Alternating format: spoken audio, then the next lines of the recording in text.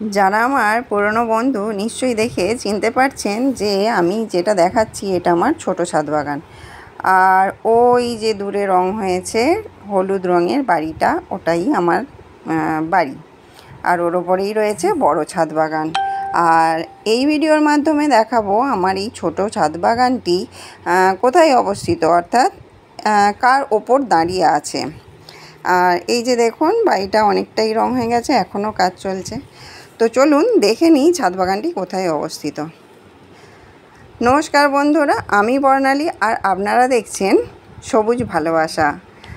আর এই যে দেখছেন ঠাকুর লক্ষ্মী গণেশ রয়েছে এখানে, আর গাছেরই ফুল দিয়ে সাজানো আছে। তো এবার দেখি চলুন এটা আসলে কি। এই যে ওপরে দেখতে পাচ্ছেন ছোট ছাদ বাগান আমার, গাছপালা রয়েছে। আর এই তার নিচে অবস্থিত এই যে আমার প্রিয় জায়গা, আমার টেলার্স, লেডিস টেলার্স। এইটা হলো আমার লেডিস টেলার্স। এখানে আমার বিভিন্ন মেশিন রয়েছে। এখানে আমি খুব ভালোভাবে সময় কাটাই। আমার এটাই ছিল সবথেকে প্রিয় জিনিস, সবথেকে ভালোবাসার জায়গা। কিন্তু এখন এই সবথেকে ভালোবাসার আর সবথেকে কাছের জায়গাটা ছাদ বাগান আমার ভাগ করে নিয়েছে। ভালোবাসাটা দু জায়গায় বিভক্ত হয়ে গেছে, একটা রয়েছে এটা আর একটা রয়েছে আমার ছাদ বাগান, অর্থাৎ গাছপালার নেশা। এই কাজটা আমি যতটা ভালোবাসি ততটাই ভালোবাসি আমি ছাদ বাগানটা করতে। আর সারাদিন সংসার করবার পর এই জায়গা দুটো আসবার পর প্রচণ্ড শান্তি লাগে। আর এইটা হচ্ছে আমার প্রিয় মেশিন, এই মেশিনটাতেই আমি কাজ করি। আর এইটাই হলো আমার কাউন্টার, যেখানে আমি কাজ কাটি। দেখুন এইখানে এই কাউন্টারটার উপরই আমি কাজ কাটি। আর আপনারা জানেন পুজো আর বেশি বাকি নেই, তো পুজোরও কাজ চলছে। আর পুজোর কাজ করছি, ছাদ বাগান করছি, সংসার করছি, মেয়ে আছে, মেয়েকে দেখছি, তার সব কিছু করছি, সব কিছু নিয়েই রয়েছি। খুব ভালো লাগে সব কিছু নিয়ে থাকতে। আর এখানে দেখুন রয়েছে কিছু পিস, চুড়িদারের পিস, ব্লাউজের পিস, এছাড়াও নানা রকম পিস যেগুলো দিয়ে বিভিন্ন জিনিস বানানো যায়, অর্থাৎ জামা কাপড় বানানো যায়। আমি পুরোটাই লেডিস কাজ করি, আমি একাই বিশেষভাবে করি, অনেক করি না, নিজের মধ্যে যতটুকু করতে পারি ততটুকুই করি, ওই শখে যতটুকু হয়। আর এখানে দেখুন সমস্ত রকম কাঁচামাল রয়েছে, অর্থাৎ ব্লাউজ, চুড়িদার ইত্যাদি বানাবার জন্য যা যা লাগে সেই সমস্ত জিনিস রয়েছে। রয়েছে প্যান্টের পিস, রয়েছে কটনের থান পিস ইত্যাদি পিস এখানে রয়েছে। আমার কাছে কোনো রেডিমেড জিনিস থাকে না, অর্থাৎ রেডিমেড জামা কাপড় থাকে না, আমি শুধু বানাই, কাটিং করে বানাই নিজে নিজে। তো মোটামুটি ভালোই হয়, থাকে আর কি কাস্টমার, আর কাস্টমাররাও আমাকে প্রচণ্ড ভালোবাসে। আর এখানে দেখুন রয়েছে বিভিন্ন রকম কাঁচামাল, যেমন লেস, যেগুলো দিয়ে ব্লাউজে ডিজাইন হয়, যে দেখছেন বিভিন্ন রকম লেস রয়েছে, এগুলো দিয়ে ব্লাউজে, চুড়িদারেতে বিভিন্ন রকম ডিজাইন হয়। আর দেখুন প্রচুর এখন লেস দিয়ে বেশি ডিজাইন হচ্ছে, সবাই লেসটাকে একটু বেশি প্রেফার করে, পছন্দ করে। আর ডিজাইনগুলো লেসের মাধ্যমে খুব সুন্দর হয়। এখানে দেখুন রয়েছে কিছু ফলস পাড়, রয়েছে কিছু সুতো, এখানেও কিছু এক্সট্রা জিনিস প্যাকিং করা, বস্তা করা রয়েছে। আসলে পুজোর সামনে তো, তাই বিভিন্ন জায়গায় বিভিন্ন রকমভাবে জিনিসপত্র ছড়িয়ে ছিটিয়ে রয়েছে। আর এই যে দেখছেন রাস্তা, মেন রাস্তার ওপরেই আমাদের বাড়ি, আর আমার বাড়ির উল্টো দিকেই রয়েছে আমার এই টেলারটা, লেডিস টেলার্স। আর এই যে দেখছেন ওই জায়গাটা আমার খুব প্রিয়, ওই মেশিনটা যেখানটা আমি কাজ করি। আর এছাড়া এখানে রয়েছে ইন্টারলক মেশিন, রয়েছে পিকো মেশিন, আর একটা মেশিন যেটা দিয়ে আমি সেলাই শেখাই। হ্যাঁ, আমি সেলাই শেখাই। আর চলুন একটু ছাদ বাগানটাও ঘুরে আসি। তো দেখুন এসে গেছি ছাদ বাগানে। এই যে এখানে তৈরি হচ্ছে মাটি শীতের জন্য, শীতের গাছ বসাবো বলে, ফুল গাছের জন্য। এখানেও রয়েছে একটা, ওটা মোটামুটি তৈরি হয়েই গেছে, এটা নতুনভাবে তৈরি হচ্ছে। আর এখানে দেখুন ছোট ছাদ বাগানে চলে এসেছি। আপনারা যারা আমার ভিডিও দেখেন আপনারা অনেকেই দেখেছেন আমার ছোট ছাদ বাগানটা। এখন দেখুন কি অবস্থা, এত বৃষ্টি হচ্ছে যে কি বলবো, চারিদিকে শ্যাতলা পড়ে যাচ্ছে।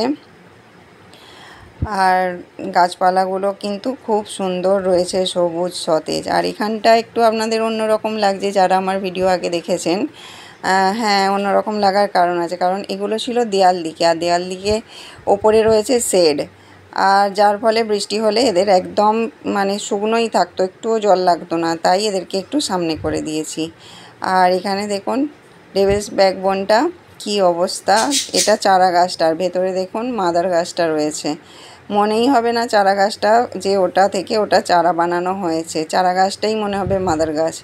আর এখানে যেগুলো ছোট ছোট চারা দিয়েছিলাম ওগুলো খুব সুন্দর, এই যে দেখুন হয়ে আছে। এগুলোকে বসালেও কিন্তু ওর মতনই বড় ঝাড় হয়ে যাবে। আর এখানে দেখুন অ্যালামন্ডাটায়, এটা ইয়েলো কালারের অ্যালামন্ডা, প্রচুর কুড়ি এসে গেছে। আর কলকে গাছগুলোতে তো প্রচুর ফুল হয়, দেখলেন আমি ঠাকুরকে দিয়েছি। আর এখানে দেখুন চাইনিজ টগরটায় এত বড় বড় টগরগুলো হয়েছে যেন মনে হচ্ছে দেশি টগরের গাছ। আর এখানেও ক্যাকটাস, পেন্সিল ক্যাকটাসটাও বেশ বড় হয়ে গেছে। আপনারা যখন দেখেছিলেন এতটা ঝাড় ছিল না।